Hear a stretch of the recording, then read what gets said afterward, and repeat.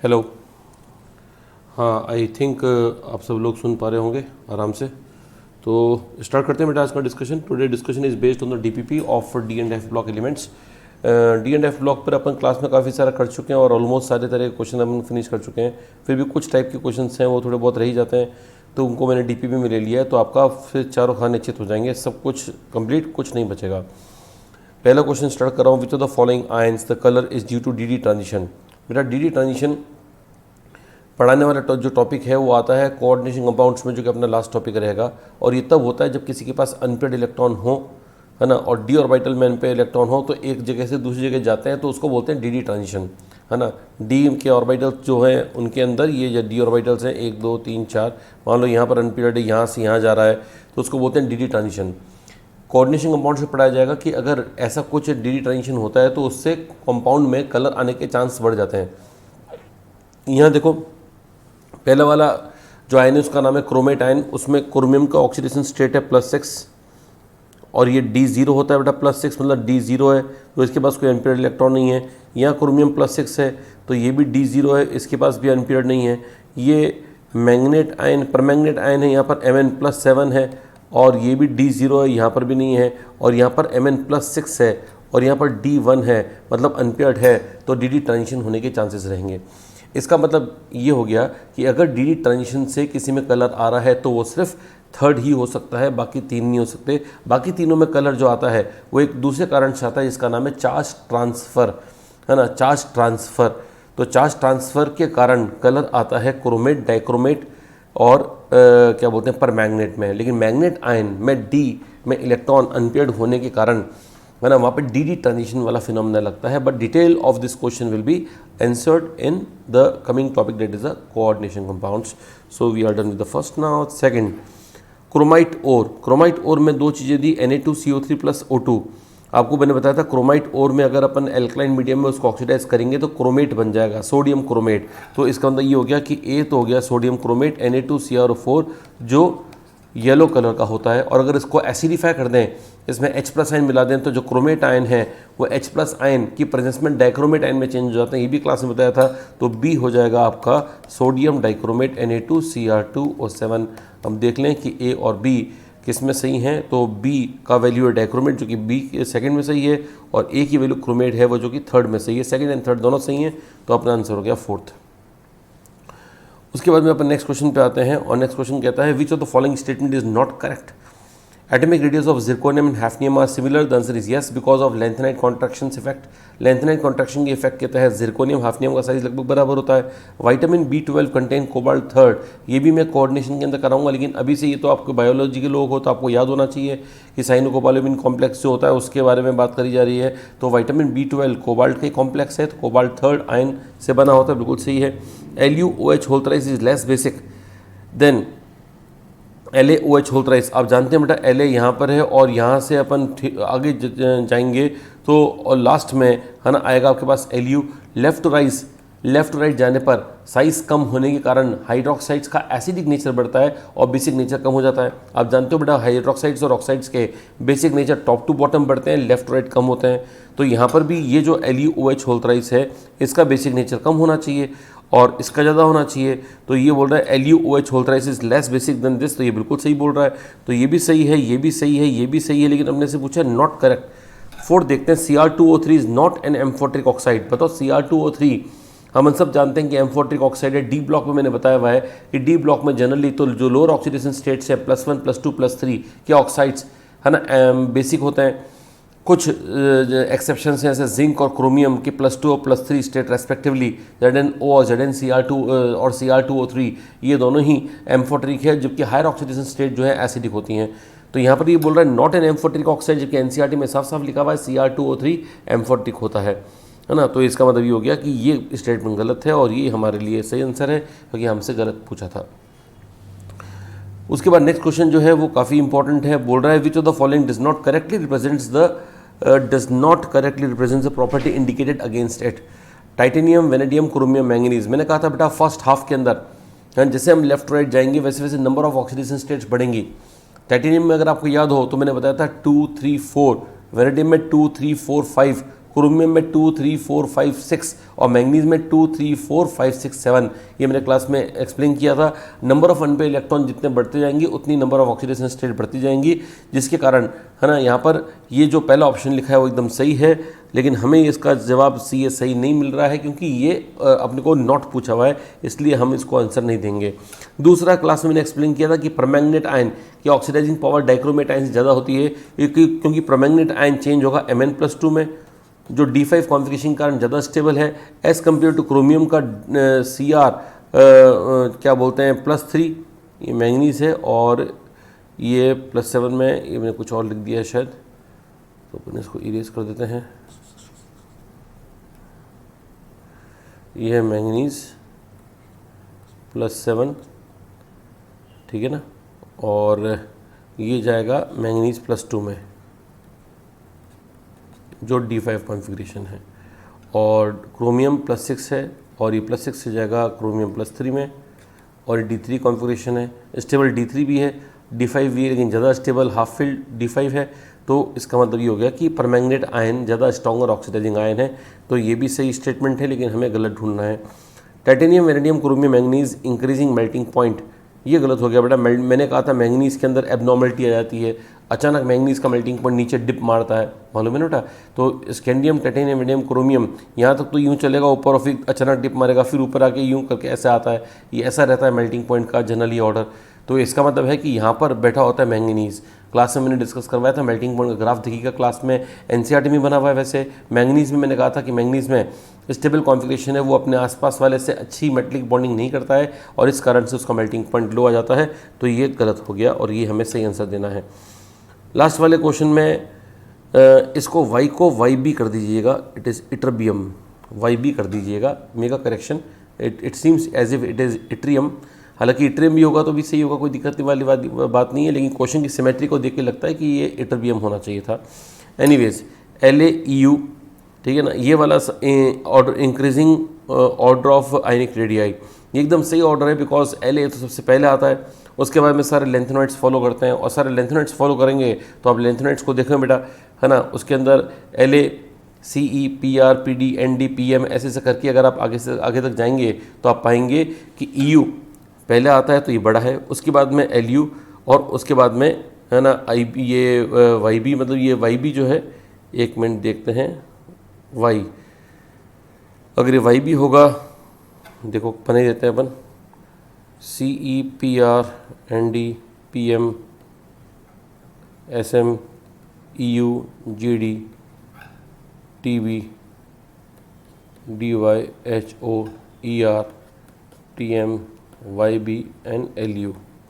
तो Lu छोटा है, Lu छोटा, और यहाँ पर Lu को बड़ा दे रखा है। अच्छा, तो इसका मतलब ये Yb नहीं है बेटा, मैं गलत था, आप इस करेक्शन को वापस हटाओ। हाँ, तो आप क्या मानेंगे इसको बेटा, आप इसको ये मानेंगे कि इट्रियम ही लिखा हुआ है, ठीक है ना। तो इसका मतलब क्वेश्चन अच्छा है, मैं भी थोड़ा कंफ्यूज हो गया, मैंने कहा कि ये क्या लिखा हुआ भैया, मुझको लगा कि सारे F ब्लॉक हैं तो एक क्या बोलते हैं D ब्लॉक कैसे आ गया, है ना, लेकिन चलो कोई बात नहीं, ऐसे ही क्वेश्चन है। तो एनीवेज ये इट्रियम ही है, और इट्रियम का साइज़ तो वो इट्रियम तो ऊपर का एलिमेंट है, इट्स एलिमेंट ऑफ 4D, तो 4D का साइज़ तो छोटा होना ही है, तो ये छोटा होगा तो बिल्कुल सही है। बाकी आप देख लीजिएगा कि ये increasing order of ionic radii का ट्रेंड एकदम सही है, कोई दिक्कत वाली बात नहीं है, ठीक है ना। और डोंट बी कन्फ्यूज्ड, ज़्यादा कन्फ्यूज होने की ज़रूरत नहीं बेटा, मैंने थोड़ा ज़्यादा दिमाग लगा लिया था, कभी कभी नुकसान होता है ज़्यादा दिमाग लगाने का। ओके, चलो, which of the following is oblique are correct statements, इनमें से करेक्ट स्टेटमेंट कौन या कौन कौन से हैं। पहला है potassium dichromate is orange colour due to charge transfer. मैंने अभी भी बताया था कि अगर डी ट्रांजिशन नहीं हो रहा है तो फिर एक और कारण हो सकता है, it is called charge transfer. जो जनरली D0 वाले कंपाउंड्स हैं उनमें चार्ज ट्रांसफ़र के कारण रंग आता है। अगर चार्ज ट्रांसफर उनमें नहीं हुआ है तो मतलब वो कलरलेस रहेंगे, लेकिन अगर वो कलर्ड है तो चार्ज ट्रांसफर उसका रीज़न होगा। चार्ज ट्रांसफर क्या होता है exactly, that will be studied in the coordination compounds. फिलहाल पहला स्टेटमेंट एकदम सही है और ये हमसे पूछ रहे हैं, ये करेक्ट है, लेकिन ऑल ऑफ दीज भी दिया हुआ है तो हमें बाकी भी चेक करने पड़ेंगे। ZnCd Hg are not considered as transition metals. मैंने कहा था कि ट्रांजिशन मेटल्स के अंदर कभी ना कभी कोई ना कोई ऑक्सीडेशन स्टेट के अंदर उनमें डी में कुछ वैकेंसी होनी चाहिए, लेकिन ZnCd Hg में कभी भी डी में वैकेंसी आपको दिखाई नहीं देगी, तो ये ट्रू ट्रांजिशन मेटल्स नहीं है, तो ये भी सही है। Tungsten is a very high melting point. Of course आप जानते हैं बेटा टंगस्टन होता है क्रोमियम वाले ग्रुप में, करोड़ मोल वाला CrMoW, है ना, 3D का, जो ऑलमोस्ट हाईएस्ट है, वैसे हाईएस्ट तो यू तो वेनेडियम होता है, लेकिन एनसीईआरटी के ग्राफ के अनुसार क्रोमियम दिया हुआ है। 4D का हाईएस्ट है मोलिब्डेनम और 5D का हाईएस्ट है टंगस्टन मेल्टिंग पॉइंट में। और अगर 3D 4D 5D का देखें तो 5D का तो मैक्सिमम होता ही है बेटा, 5D का तो ओवरऑल टॉपर होता है। ऊपर से नीचे आने पे मेल्टिंग पॉइंट बढ़ेगा ही सही, मास बढ़ने के कारण। तो tungsten is the overall topper. इसलिए आपको मालूम होना चाहिए कि टंगस्टन के फिलामेंट्स बनाते हैं हम लोग, है ना, ताकि वो जल्दी गले नहीं, है ना, उनमें जो हीटिंग इफेक्ट आए तो उससे वो लाइट एमिट करते रहे, है ना, बल्ब चलता रहे, लेकिन वो जो वायर है वो टंगस्टन का वायर गले नहीं, क्योंकि लाइट देता रहे, उसको हीट करते रहो, वो लाइट देता रहेगा, है ना, जो भी उसका हीटिंग इफेक्ट है वो उसका होता रहेगा, लेकिन मेल्ट नहीं होगा because melting point is abnormally high. तो टंगस्टन का पूरे डी ब्लॉक के अंदर माना जा सकता है कि हाईएस्ट मेल्टिंग पॉइंट होता है। जब पूरे डी ब्लॉक के अंदर है तो ये वेरी हाई मेल्टिंग पॉइंट बोल रहा है, तो लाइन एकदम सही है, ये भी सही है, तो आंसर ऑल ऑफ दीज चला गया है। Which of the following statement is are correct when a mixture of NaCl and potassium dichromate is gently warmed with concentrated sulfuric acid? This is the chromyl chloride test। ये मैंने P block में कराया हुआ है, तो आपके लिए कोई समस्या नहीं होनी चाहिए। मैंने आपकी recent ऑफलेट D and F block में नहीं करवाया, तो अगर आप बोलोगे सर फिर दे क्यों दिया, बिकॉज पोटेशियम डाइक्रोमेट है यहाँ पर, इसलिए मैंने दे दिया। तो इसका मतलब ये कि Cl नेगेटिव, ये Cl नेगेटिव है, इसकी रिएक्शन आप क्रोमाइल क्लोराइड टेस्ट यहाँ लिख दो ना बेटा, CHROMYL chromyl chloride test. Chromyl chloride test में ये और ये मतलब NaCl यानी Cl negative ion potassium dichromate की प्रेजेंस में और एसिडिक एटमॉस्फेयर में रिएक्शन करके सबसे पहले लाल वेपर बनाता है क्रोमाइल क्लोराइड की, जिसका फॉर्मूला होता है CrO2Cl2। सबसे पहले क्रोमाइल क्लोराइड गैस बनती है, a deep red vapour is formed, ये बिल्कुल सही है। क्रोमाइल क्लोराइड इज फॉर्म्ड, ये भी बिल्कुल सही है। क्लोरीन गैस इवॉल्व्ड, ये गलत है, बोथ 1 and 2 सही हो गया है, ठीक है ना। तो क्रोमाइल क्लोराइड टेस्ट जिन्होंने नहीं किया हुआ है वो जो P ब्लॉक का जो मैंने लेक्चर्स लिए हैं उनको देख के आप देखिएगा कि क्रोमाइल क्लोराइड टेस्ट क्या है। A transition metal which does not exhibit variable oxidation state, इनमें से कौन कौन वेरिएबल ऑक्सीडेशन स्टेट नहीं दिखाते हैं? बड़ा मैंगनीज तो दिखाता है दुनिया भर की 2 3 4 5 6 7, क्रोमियम दिखाता है 2 3 4 5 6, और स्कैंडियम है ना जो वेरिएबल ऑक्सीडेशन स्टेट नहीं दिखा पाता। मैंने कहा था ये 2 और 3 दोनों दिखाना चाहिए, लेकिन सिर्फ 3 दिखाता है, तो इसका अंदर ये answer will be scandium. Which of the following characteristic property of KMNO4 is correct? KMNO4 forms dark purple crystals, बिल्कुल सही है। तो एनसीईआरटी की लाइन है, और मैंने आपको स्पेशल क्वेश्चन जो करवाए थे ट्रू फॉल्स वाले उसमें भी था। SO2 is oxidise to sulphate ion with KMNO4 in acid conditions, बिल्कुल सही है। SO2 में सल्फर की ऑक्सीडेशन स्टेट 4 है, 4 से 6 में जाएगा, सल्फेट बनाएगा, बिल्कुल सही बोल रहा है। Third, purple colour of MnO4 minus and disappears in presence of SO2। बेटा SO2 रिड्यूसिंग एजेंट है और ये ऑक्सीडाइजिंग एजेंट है, और दोनों की रिएक्शन होगी तो MnO4 माइनस कन्वर्ट हो जाएगा Mn2 प्लस के अंदर, और ये कलरलेस होता है। तो इसका मतलब SO2 MnO4 माइनस को कलरलेस कर देगा। ये बात सब जानते हैं, आप भी जानते हैं, हम भी जानते हैं। जब सब जानते हैं तो ये सब सही है, कोई दिक्कत वाली बात नहीं है। आगे बढ़ते हैं अपन। On addition of small amount of KMnO4 को कॉन्सेंट्रेट H2O4, है ना, KMnO4 to concentrate sulphuric acid, concentrate sulphuric acid और KMnO4 की रिएक्शन से ग्रीन ऑयली कंपाउंड मैंने पहले बता दिया था Mn2O7 जो कि एक्सप्लोजिव होता है वो बनता है। पहले तो यूँ समझ लो कि MnO4 minus ion H plus ion की प्रेजेंस में HMnO4 बना लेंगे, और HMnO4 के 2 मॉलिक्यूल्स में से एक पानी का मॉलिक्यूल निकाल दो। पानी का मॉलिक्यूल निकलता है डिहाइड्रेटिंग एजेंट से, और वो होगा कॉन्सेंट्रेट सल्फ्यूरिक एसिड। तो कॉन्सेंट्रेट सल्फ्यूरिक एसिड इसको डिहाइड्रेट कर देगा, हाँ डिहाइड्रेट कर देगा और बना देगा Mn2O7। तो Mn2O7 बन जाएगा जो कि एक्सप्लोजिव है, तो answer is first Mn2O7। When KMnO4 solution is, ये एनसीईआरटी एग्जाम्पल का क्वेश्चन है। When KMnO4 solution is added to oxalic acid solution, decolouration is slow in the beginning but comes out to be instantaneous after some time, because मैंने कहा था ये auto catalysis वाली reaction है, काफ़ी important reaction है। MnO4 minus, ये MnO4 minus है, MnO4 माइनस प्लस साथ में कौन सा है ऑक्सैलिक एसिड C2O4 2 माइनस, इनकी रिएक्शन से Mn तो बन जाता है 2 प्लस, और ये बन जाता है CO2, है ना। ये होता है कैटालिसिस रिएक्शन का, तो इसलिए इस रिएक्शन का नाम क्या है बेटा, ऑटो कैटालाइसिस। तो ऑटो कैटालाइसिस रिएक्शन है, तो Mn+2 act as autocatalyst, ये रिएक्शन, यही कारण है इसका, बिकॉज बाकी सब तो बेवकूफ़ बनाने वाले तरीके हैं। जो चौथा आंसर है वो एकदम सही है। बाकी आप सारे पढ़िएगा ऑप्शंस, कोई दिक्कत वाली बात नहीं है, but the fourth is the correct one. Highest oxidation state of manganese in fluoride is +4, but oxides में ये +7 तक चला जाता है। इसका कारण फ्लोरीन इलेक्ट्रोनेगेटिव जाता है, नो डी ऑर्बिटल्स नहीं, स्टेबलाइज नो, इन कोवेलेंट कंपाउंड्स फ्लोरीन केम फॉर्म सिंगल बॉन्ड, ये कॉन्वेलेंट लिख दिए, कोवेलेंट पड़ेगा इसको, covalent. In covalent compounds fluorine can form single bond only while oxygen form double bond. तो ये बिल्कुल सही है, ऑक्सीजन में डबल बॉन्ड फॉर्मेशन टेंडेंसी होने के कारण ये ऐसा संभव हो पाता है, जबकि उसमें फ्लोरीन में से सिंगल बॉन्ड फॉर्मेशन कैपेसिटी होती है। मैंने कहा था कि मैंगनीज की हाई ऑक्सीडेशन स्टेट्स को स्टेबलाइज करने का काम ऑक्सीजन ज़्यादा अच्छी तरह से कर सकता है compared with fluoride. Fourth is correct. Why is HCl not used to make the medium acidic in oxidation conditions of KMnO4 in acidic conditions? बेटा आप सिंपल सी बात है कि आप मीडियम को एसिडिफाई, KMnO4 जो है, KMnO4 वो आप जानते हैं, सब जानते हैं ऑक्सीडाइजिंग एजेंट है, तो HCl को Cl2 में बदल सकता है। तो अब अगर क्या बोलते हैं HCl को मीडियम ले लूँगा, तो मीडियम तो वो होता है बेटा जो कि रिएक्शन में पार्टिसिपेट नहीं करे, सिर्फ रिएक्शन होने दे। जैसे रोड पर ट्रांसपोर्टेशन होता है, मैं क्लास में भी समझाता हूँ, रोड पर ट्रांसपोर्टेशन होता है, रोड इज़ अ मीडियम, तो road does not interact with the vehicles, है ना। वो व्हीकल्स के साथ ऐसा नहीं कि व्हीकल्स के साथ ऐसे रोड विजिट करेगी कि हाँ हम रोज़ रोज़ जाते हो, आज बताओ कहाँ जा रहे, हम भी चलेंगे साथ साथ, तो रोड नहीं जाती है उनके साथ साथ। हम बोलते भले ही हैं कि ये रोड उदयपुर जाती है, चित्तौड़ जाती है, दिल्ली जाती है, लेकिन रोड तो वही रहती है ना बेटा। उसी प्रकार से है ना, जो मीडियम होता है वो वही रहना चाहिए, मीडियम रिएक्शन नहीं करना चाहिए। अगर मीडियम रिएक्शन कर रहा है इसका मतलब गड़बड़ है, मीडियम रिएक्शन नहीं करना चाहिए, ठीक है ना। तो इसका जवाब है both HCl and KMnO4 act as oxidising agent. No, KMnO4 oxidises HCl into Cl2 which is also an oxidizing agent. KMnO4 is a weaker oxidizing agent than HCl. KMnO4 act as reducing agent in no, the answer is best answer जो है वो अपना second है। KMnO4 HCl को Cl2 में oxidise कर देगा और वो खुद भी एक ऑक्सीडाइजिंग एजेंट है, तो इसका answer is second.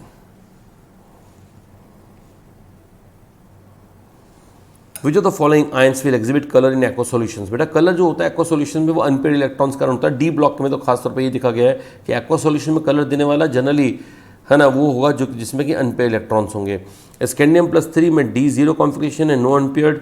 La+3 Lu+3 ये सारे ऐसे ही हैं। टाइटेनियम+3 अगर देखोगे आप, इफ़ यू सी टाइटेनियम+3 कॉन्फिगरेशन, तो टाइटेनियम इज 3D2 4S2, ठीक है ना।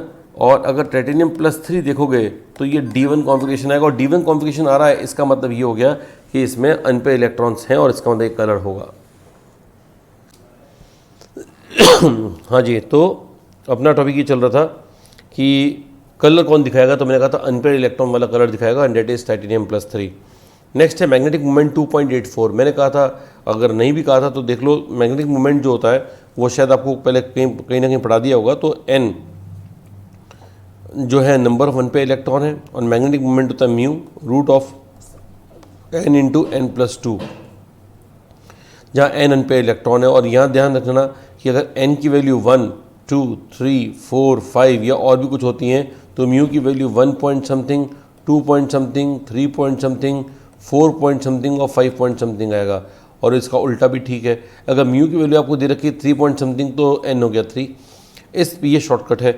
Magnetic moment 2.84 bore magneton is shown by, तो जिसका स्टेट क्या कितना होना चाहिए बेटा, स्टेट उतना हो कि अनपेयर्ड इलेक्ट्रॉन 2 हो, n 2 होना चाहिए। 2.84 म्यू है तो n होना चाहिए 2, तो इसका मतलब n की वैल्यू अपन रख देते हैं 2। अब n 2 किसका है, टाइटेनियम+3। टाइटेनियम+3 का n अभी अपने ऊपर देखा कि D1 है, तो इसका मतलब इसका तो N1 है, तो वो तो गलत हो गया। क्रोमियम+2 का D4 होता है, तो इसका अनपेयर्ड इलेक्ट्रॉन 4 है। कोबाल्ट+2 है ना, मैं कॉन्फ़िगरेशन जो है वो D8 D7 है, तो कोबाल्ट+2 में D7 ही है, बिल्कुल D7 है, तो इसमें अनपेयर्ड 3 है।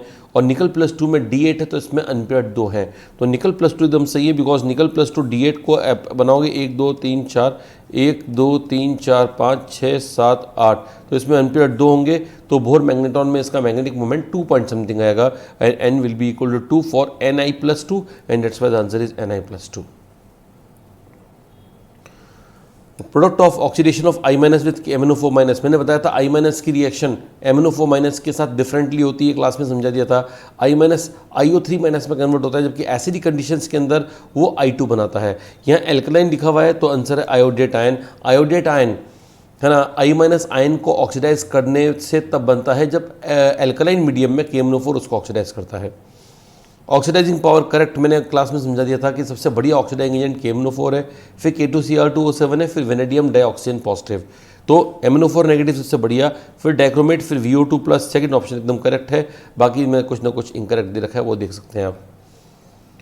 MnO4 minus can not be decolourised by, MnO4 minus decolourise तब होगा बेटा जब कोई इसको रिड्यूस करेगा और ये +2 में चला जाएगा, और कोई रिड्यूस तब करेगा जब वो खुद ऑक्सीडाइज होगा। CO2 खुद ऑक्सीडाइज हो ही नहीं सकता, तो ये MnO4 माइनस को रिड्यूस नहीं कर सकता, तो कलर चेंज नहीं कर सकता। SO2 खुद ऑक्सीडाइज होकर SO3 में जा सकता है, इसलिए खुद ऑक्सीडाइज होगा तो इसको रिड्यूस कर देगा, कलर चेंज कर देगा, ये भी कलर चेंज कर देगा। एल्कीन की KMnO4 के साथ रिएक्शन तो आप उसमें ऑर्गेनिक में करते हो, वहाँ भी एल्कीन को ऑक्सीडाइज कर देता है KMnO4 एल्कीन के साथ रिएक्शन होने पर वो ग्लाइकोल टाइप्स कंपाउंड बनते हैं, है ना, तो डीकलराइज हो जाता है KMnO4। ये डबल बॉन्ड को पहचानने का भी टेस्ट होता है, आपने सुना होगा।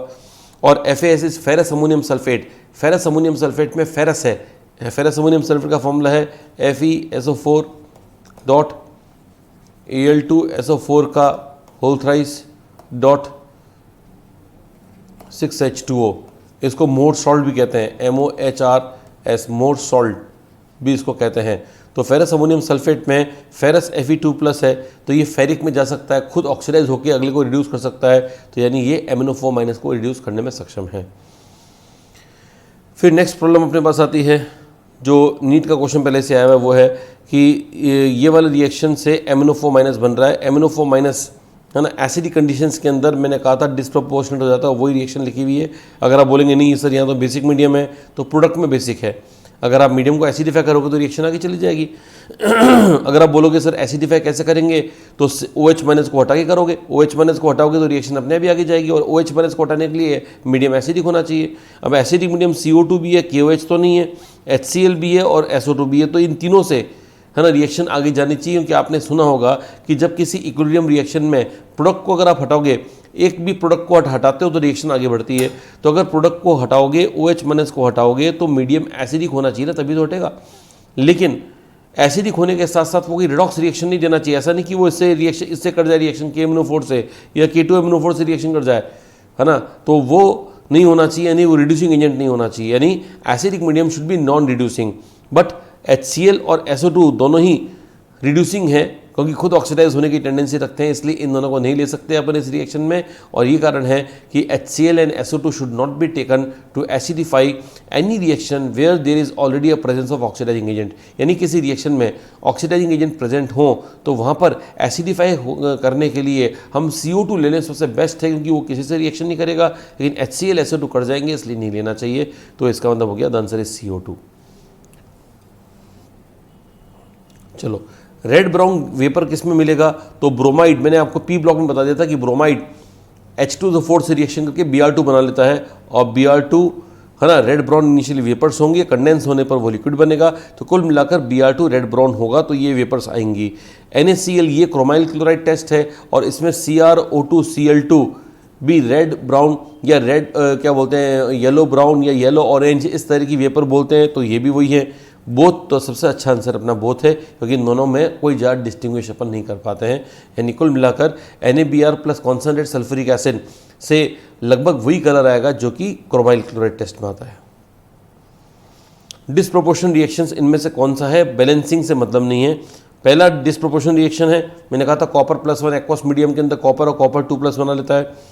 दूसरा है KMnO4, ये एक स्टेट 2 में कन्वर्ट हो रही हैं, ठीक है ना। यहाँ KMnO4 है और ये K2MnO4 और MnO2 है ना। यहाँ पर ये भी रिडक्शन और ये भी रिडक्शन है, ठीक है ना। तो this is not disproportion reaction, क्योंकि डिस्प्रोपोर्शन रिएक्शन में एक ही एलिमेंट का ऑक्सीडेशन और रिडक्शन होता है। यहाँ पर Mn का +7 है, और +7 यहाँ जा रहा है +6 में, और ये जा रहा है +4 में, दोनों बार रिड्यूस हो रहा है। तो ऐसा नहीं होता है कि एक एलिमेंट 2 बार रिड्यूस हो जाए तो उसको अपन डिस्प्रोपोर्शन कह देंगे, है ना। वो एक बार रिड्यूस और ऑक्सीडाइज दोनों होना चाहिए, तो ये डिस्प्रोपोर्शन नहीं है। तीसरा देखो, यहाँ पर Mn +6 में है, और ये ऑक्सीडाइज होकर +7 में चला गया और रिड्यूस होकर +4 में चला गया। मैंने वो AK47 वाला जो तरीका याद करने का कहा था वो ये वाला है। तो इस कुल मिलाकर Mn +6 4 और 7 में जा रहा है, रिड्यूस भी हो रहा है, ऑक्सीडाइज भी हो रहा है, ये डिस्प्रोपोर्शन रिएक्शन है। लास्ट में यहाँ पर MnO4, Mn की 2 ऑक्सीडेशन स्टेट है +7 और +2, और ये जा रही है +4 में।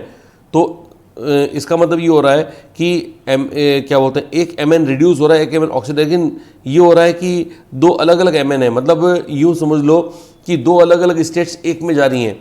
होना डिस्प्रोपोर्शन में होता है कि एक स्टेट 2 में कन्वर्ट होनी चाहिए, जैसे 6 7 और 4 में कन्वर्ट हो रही है, यहाँ पर 7 और 2 4 में कन्वर्ट हो रहे हैं, तो ये इसका डिस्प्रोपोर्शन का उल्टा है, इसको बोलते हैं कॉम प्रोपोर्शन रिएक्शन। यहाँ लिख देता हूँ मैं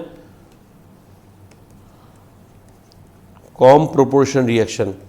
डिस्प्रोपोर्शन के अंदर कोई एक स्टेट 2 में कन्वर्ट होगा, ठीक है ना, 2 में कन्वर्ट होगा, मतलब एक सपोज x प्लस 0 है और ये x प्लस 1 और x माइनस 1 में कन्वर्ट हो रहा है, तो ये डिस्प्रोपोर्शन है। लेकिन मान लो x plus 1 plus x minus 1 convert हो रहा है x 0 में, तो ये कॉम प्रोपोर्शन रिएक्शन है। चलो, not correctly matched K2MnO4 green colour due to DD transition. तो Mn की स्टेट यहाँ +6 है और ये ग्रीन कलर का होता है भी, डार्क ग्रीन कलर का होता है इनफैक्ट, और ये DD ट्रांजिशन मैंने पहले बता दिया होता है। फिर KMnO4 purple colour due to LMCT। LMCT का फुल फॉर्म है ligand to metal charge transfer. Charge transfer, अभी आप CT ध्यान रखो, चार्ज ट्रांसफर। LMCT का फुल फॉर्म मैंने यहाँ पे लिख दिया है ligand to metal charge transfer. लेकिन मैं जानता हूं जब तक आप कोऑर्डिनेशन नहीं पढ़ लेते तो ये पूरा क्लियर नहीं होगा, तो अभी तो याद करने वाली बात रखो, बाद में और देख लेंगे। NiCO4 bonding explain by MOT, ये भी है ना एकदम बात सही है कि बॉन्डिंग एक्सप्लेन बाय MOT होता है। इसके अंदर कैसे होता है ये मैं अभी एक्सप्लेन नहीं कर पाऊंगा, ये क्वेश्चन थोड़े जल्दबाजी में दिया है मेरे ख्याल से, क्योंकि वो डी ब्लॉक का ये पर्टिकुलर क्वेश्चन नहीं है। अब ये मेरे को फिर भी देना इसलिए पड़ता है क्योंकि बताने होते हैं कोऑर्डिनेशन से कैसे क्वेश्चन डी ब्लॉक में है ना आ जाते हैं। तो कुल मिलाकर ये वाला क्वेश्चन जो है वहाँ पर तो लास्ट में है anhydrous copper sulphate blue colour due to DD transition, ठीक है ना। नॉट करेक्टली मैच पूछा है अपने से, तो पहला तो करेक्टली मैच्ड है। दूसरा पूछा है MnO4 minus purple colour due to LMCT यानी कि MOT से एक्सप्लेन, बिल्कुल से NO bonding explain by MOT, ये बिल्कुल सही है। और लास्ट है anhydrous copper sulphate. Anhydrous copper sulphate जो होता है उसमें ब्लू कलर नहीं होता है बेटा, ये बोल रहा है ब्लू कलर वो एक्वस कॉपर सल्फेट का होता है। एनहाइड्रस कॉपर सल्फेट जो है वो कलर ऐसे रहता है, तो इसका मतलब यहाँ पर भी ये वाला जो करेक्टली मैच नहीं है। बट सर्टेनली इस क्वेश्चन को आप अभी के लिए आप स्किप कर सकते हो, हटा सकते हो, क्योंकि ये क्वेश्चन एक्चुअली कोऑर्डिनेशन कंपाउंड्स की बात करने का होता है। मैंने आपको पहले से थोड़ा करवा दिया, थोड़ा सा टर्म्स एक्वाइंटेड हो जाए बस उसके लिए, बाकी आप छोड़ सकते हैं। किसी को टेंशन लेने की जरूरत नहीं है ऐसे क्वेश्चंस के लिए। Copper plus ion is not stable in aqueous solution because, मैंने कहा था कॉपर +1 से कॉपर 0 और कॉपर 2+ तुरंत बन जाता है। और जब भी कोई रिएक्शन ऐसी रिडॉक्स रिएक्शन जब भी अपने आप हो रही है, मतलब सामने का जो वोल्टेज है वो पॉजिटिव वोल्टेज है, यानी कि इसका जो E0 है वो E0 सेल जो होगा वो पॉजिटिव होना चाहिए। E0 defines the tendency for a reaction to go in forward direction, so if it has higher tendency then the E0 will come out to be positive. तो main reason जो है वो तो E0 होना चाहिए, फिर भी अपन देख लेते हैं कि क्या है। अब E0 भी क्यों होता है उसका मैं कारण बताया था कि इसका हाइड्रेशन एंथैल्पी काफ़ी ज़्यादा है, और कॉपर +1 से कॉपर +2 में बदलने के लिए जो वो होती है क्या बोलते हैं IP होती है उतनी ज़्यादा नहीं होती है ना, वो कम होती है, हाइड्रेशन एनर्जी ज़्यादा होती है। तो इसको उस फायदे के कारण कॉपर 2+ बनने के चांसेस ज़्यादा होते हैं। तो is not stable in aqua solution because, तो ये लिखा हुआ है second IP of copper is less than first IP, ये तो उल्टा हो जाएगा। Large value of second IP of copper is compensated by much more negative hydration energy of copper 2+, ये सही तो बोल रहा है। लेट अस सी कि इससे बेटर ऑप्शन को मिलता है क्या। हाइड्रेशन एनर्जी ऑफ कॉपर +1, ये तो गलत बोल रहा है, बिल्कुल सरासर गलत है, +1 की ज़्यादा बता रहा है। Many copper 1 compounds are unstable in aqua solutions and undergo disproportionation reaction.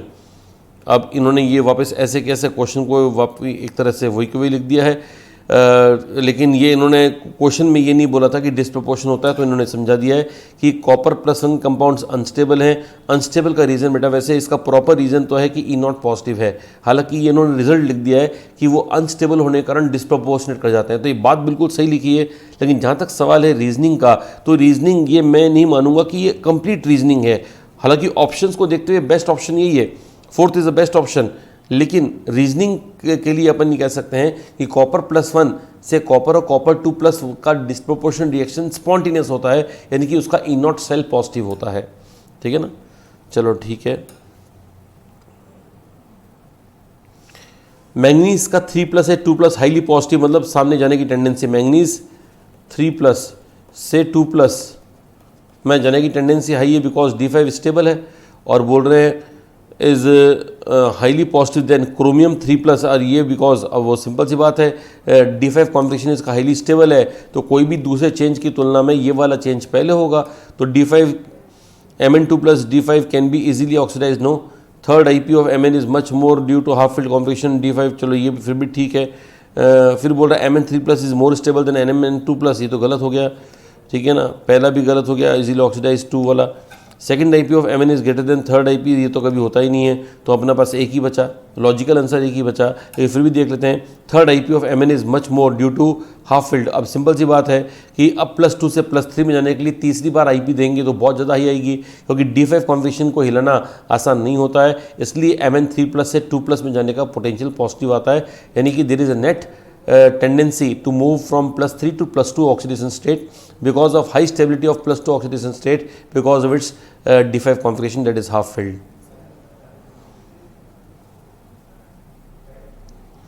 Magnetic moment of divalent ion in aqueous medium will be with atomic number 25 is, atomic number 25 manganese का है, तो मैंगनीज का डाइवेलेंट Mn2+ is 3d5, तो 3d5 मतलब 5 ampere है, तो mu 5 point something आना चाहिए, 5 पॉइंट समथिंग एक ही ऑप्शन में, तो आंसर हो गया फर्स्ट। चलो, compound that is both paramagnetic and coloured, paramagnetic भी होना चाहिए यानी अनपेयर इलेक्ट्रॉन होना चाहिए, कलर्ड भी होना चाहिए। क्रोमियम की स्टेट +6 है और +6 में D0 होता है, ये गलत हो गया है। टाइटेनियम की ऑक्सीडेशन स्टेट +4 है, D0 है, ये गलत हो गया है। वेनेडियम की ऑक्सीडेशन स्टेट कितनी है, SO4, तो 6 तो SO4 -2, ठीक है ना, और -2 ये तो वेनेडियम +4, ये वेनेडियम +4 है, ठीक है, तो ये D1 कॉन्फिगरेशन होगा। बोथ पैरामैग्नेटिक कलर्ड, मेरे को लगता है यही आंसर होना चाहिए, क्योंकि इसमें D1 है, वेनेडियम जब +4 होता है तो ये 3D1 होता है, और इसमें ये पैरामैग्नेटिक भी है, कलर्ड भी होना चाहिए। कॉपर की स्टेट +1 है यहाँ पे, और इसलिए वो D10 है, और D10 है तो इसमें पैरामैग्नेटिक नहीं डायमैग्नेटिक है, तो पैरामैग्नेटिक आंसर इज थर्ड।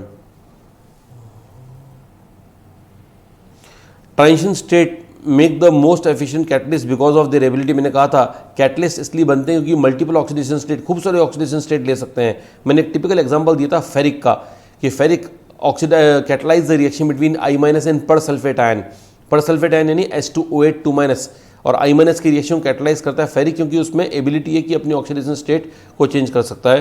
तो adopt multiple oxidation state and form complexes, complexes वाली बात अभी तक मैंने नहीं पढ़ाई है, लेकिन ये सही है कि कॉम्प्लेक्स बनाना भी उसका ही एक पार्ट है कि वो क्यों अच्छा कैटलिस्ट है, तो पहले एकदम सही है। बाकी कलर्ड आयंस या पैरामैग्नेटिज्म या नंबर ऑफ ऑक्साइड से कोई मतलब नहीं होता है।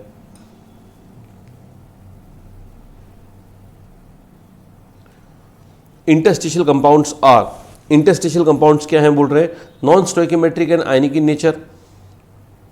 नॉन स्टोइकोमेट्रिक तो मैंने कहा था कि होते हैं, लेकिन मैंने कहा था क्लास में कि ना तो उनमें प्योर आयनिक नेचर है ना प्योर कोवेलेंट नेचर है, तो ये नॉन स्टोइकोमेट्रिक हैं, लेकिन ये आयनिक बोल के गलत कर दिया। नॉन स्टोइकोमेट्रिक कोवेलेंट ये गलत कर दिया।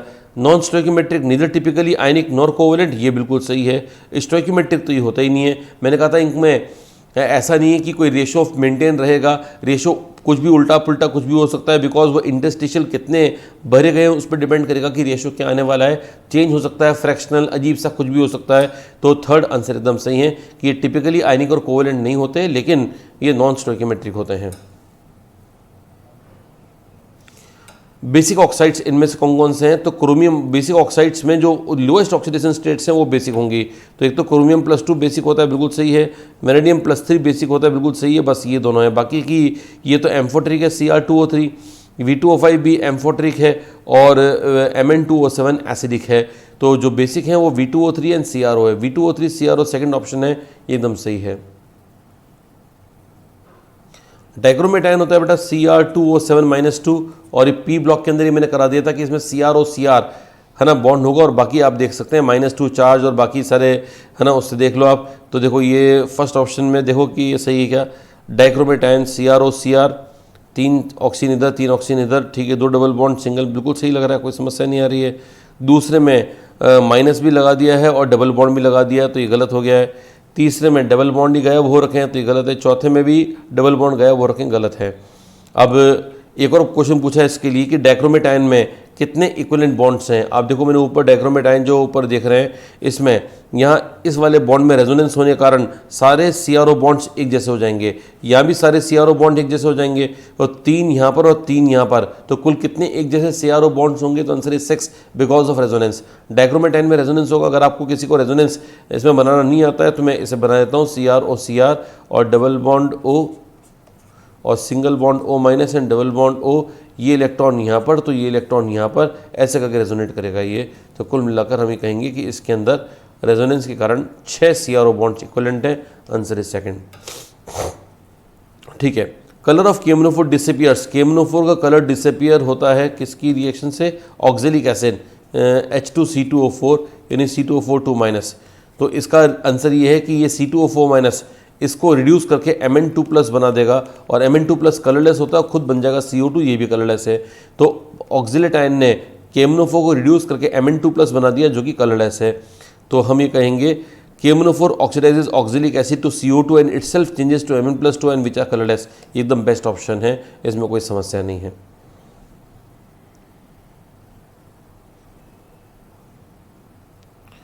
Composition of misch metal is, misch metal मैंने पहले बता दिया था कि क्या है ना। उसके अंदर मेनली तो क्या बोलते हैं, लैंथेनाइड्स हैं, है ना। उसमें आयरन है, लैंथेनाइड है, आयरन है, और मैंने क्लास में समझा दिया था लैंथेनाइड है, आयरन है, सल्फर, कार्बन, कैल्शियम, एल्यूमिनियम है। ठीक है ना। आप देख लीजिएगा एक बार और NCERT में वो लाइन पढ़ के देखिएगा। F ब्लॉक के अंदर एक लाइन लिखी हुई है, तो I want you to study by yourself कि मिश मेटल क्या है, वो आप देख लीजिएगा। उसमें मिल जाएगा लैंथेनाइड है, आयरन है, सल्फर है, कार्बन है, कैल्शियम है और एल्यूमिनियम सब है।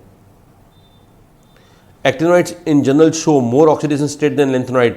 मैंने कहा था बेटा कि जो एक्टिनोइड होते हैं वो 5F है ना, 5F 1 to 14 है, 6D 0 to 1 है, और 7S2 हैं, और इसके अलावा इनर्ट गैस। तो अब ये देखो बेटा, इन सब के इसमें और इसमें एनर्जी का गैप ज़्यादा मिलता है। अब एनर्जी का गैप अगर इसमें, सॉरी, एनर्जी का गैप इसमें कम मिलता है। अगर इसमें और इसमें लो एनर्जी गैप है तो इलेक्ट्रॉन आप F से भी इजीली निकाल सकते हो, जबकि लैंथेनाइड्स के अंदर थोड़ा एनर्जी गैप ज़्यादा होता है, इसलिए वहाँ पर ऑक्सीडेशन स्टेट ज़्यादा नहीं पाई जाती हैं। एक्टिनोइड्स में सक्सेसिव ऑर्बिटल्स में के बीच में एनर्जी गैप ज़्यादा होने के कम होने के कारण more number of oxidation states are possible. तो देखो यहाँ पर क्या है, lower energy difference between 5F 6D orbitals, 5F and 6D orbitals, then between 4F and 5D। ये बिल्कुल सही है, 5F एंड 6D की बात कर रहा है। हाई एनर्जी डिफरेंस नहीं है बेटा, लो एनर्जी डिफरेंस है। लो एनर्जी डिफरेंस सही बोल रहा है। High reactivity no, actinoids are more basic no, तो answer is low energy gap.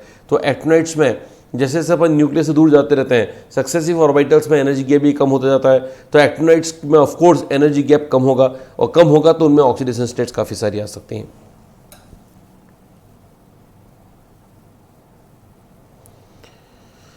Match the column 1 with the column 2 and appropriate mark the choice. ठीक है। मिश मेटल अभी बताया था आपको, लैंथेनाइड मेटल से बने होते हैं, तो ये एलॉय ऑफ लैंथेनाइड मेटल है, मतलब ए का सेकंड होना जरूरी है। ए का सेकंड कहाँ पर है? ए का सेकंड सिर्फ यहाँ पर है, तो ये करेक्ट हो गया। ऐसे कर लो। फिर भी देख लेते हैं Ziegler Natta catalyst. Ziegler catalyst जो होता है वो पॉलीमराइजेशन इंडस्ट्रीज के अंदर काम आता है, और वो होता है titanium tetrachloride TiCl3 plus try alkyl aluminium, यानी कि ट्राई इथाइल या ट्राई मिथाइल एल्यूमिनियम, कुछ भी ले सकते हो आप। तो ये वाला कंपाउंड जो है वो जिगलर नाटा कैटलिस्ट कहलाता है। ब्रास और ब्रॉन्ज मैंने क्लास में एक्सप्लेन किए हुए, वो कॉपर टिन और कॉपर जिंक के अलॉयज होते हैं, उनसे आप कर सकते हैं। तो इसका मतलब हो गया आंसर अपना पहले आ गया second. Interstitial compounds are formed when small atoms are trapped inside the crystal lattice of metals, which is not true for the property of interstitial compound. Interstitial मैंने क्लास में डिस्कस किया हुआ है, देख लेते हैं। They have high melting point in comparison to pure metal। ये बिल्कुल सही बात है, क्योंकि नए बॉन्ड बन जाएंगे, नए एलिमेंट्स आ जाएंगे, तो बॉन्ड नए बनेंगे तो मेल्ट करना मुश्किल होगा। वेरी हार्ड, बिल्कुल सही है। दे रिटेन मेटेलिक कंडक्टिविटी, बिल्कुल सही है। मेटेलिक कंडक्टिविटी उनमें मेंटेन रहती है, बिल्कुल सही है। They are chemically very reactive, गलत, क्योंकि नए बॉन्ड्स बनने से अब इनकी रिएक्टिविटी कम हो जाएगी, क्योंकि अब कोई और चीज़ से ये रिएक्शन नहीं करना चाहेंगे या कम करना चाहेंगे, बिकॉज इनमें एक्स्ट्रा बॉन्ड से स्टेबिलिटी थोड़ी सी बढ़ गई होगी। तो ये सबसे सही आंसर, मतलब ये गलत है और हमने से नॉट पूछा है, तो इसलिए हमारे लिए आंसर ये सही है। लास्ट क्वेश्चन आ रहा है बेटा, although zirconium belongs to 4D transition series and hafnium to 5D transition series, they show similar physical and chemical behaviour because lanthanide contraction के इफेक्ट से जिरकोनियम और हैफनियम का साइज लगभग बराबर आता है। बेटा ये मैं बहुत पढ़ा चुका हूँ आपको। तो बिकॉज इनका एटॉमिक साइज लगभग बराबर है because of the effect of lanthanide contraction, and the answer is third because of similar atomic radius as a result of lanthanide contraction, right. तो ये अपना डीपीपी हो गया पूरा।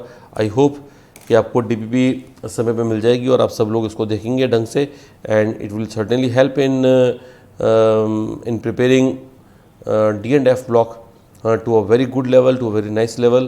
तो ऑल द बेस्ट बेटा, आप लोग सब बढ़िया तरह से रहो अभी भी और पढ़ाई करते रहो, और जो हमारी ज़रूरत हो तो हमको कॉल कर लो, ठीक है ना। धन्यवाद, शुक्रिया।